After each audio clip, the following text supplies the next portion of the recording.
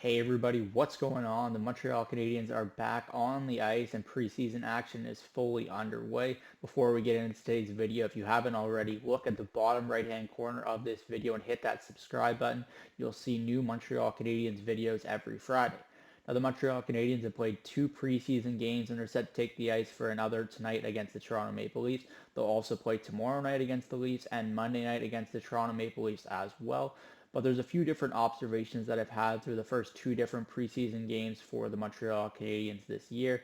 The first preseason game against the New Jersey Devils, the Montreal Canadiens essentially dressed a lot of young players on defense, and it kind of gave you a little glimpse at what the future back end of the Montreal Canadiens could look like.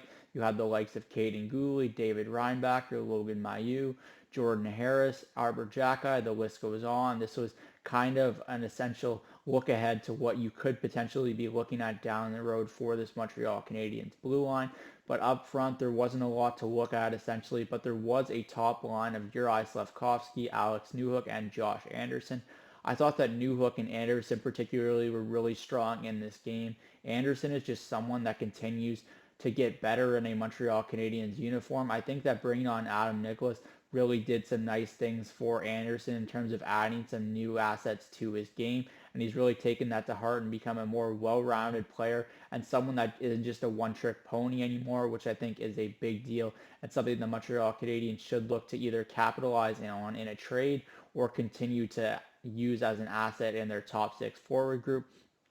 I do believe that Newhook and Anderson are going to be at least a pairing to start the season. I'm not sure who's going to be the third member on that line. There's still a few more preseason games and training camp to really determine who's going to finish on that line to start the year when the Habs open up in Toronto. But I think that this is the start of a really good pairing. Two players that really like to play with pace, both have speed and have a lot to bring to the table.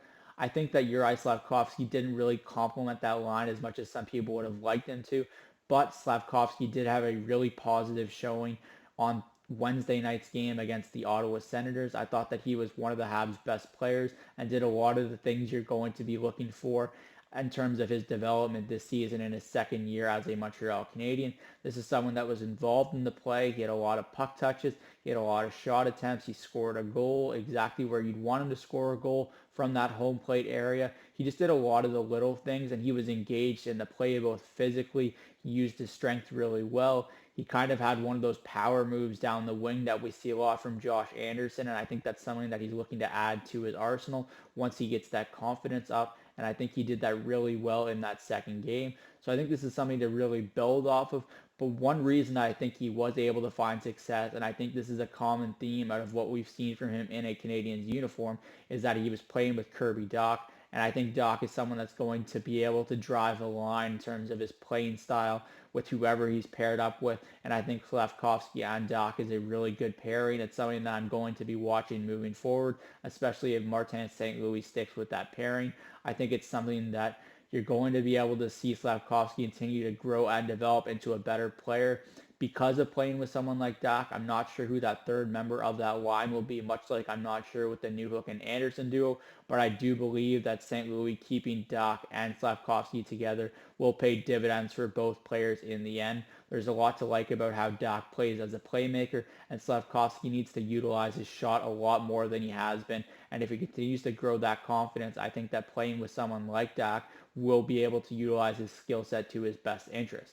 That's it for me today from Cook's Corner. As always, let me know in the comment section down below what your thoughts are about the Montreal Canadiens through two preseason games. If you have any unique observations you'd like to throw in the comment section down below, be my guest. I'd love to hear from you and comment on your thoughts as well.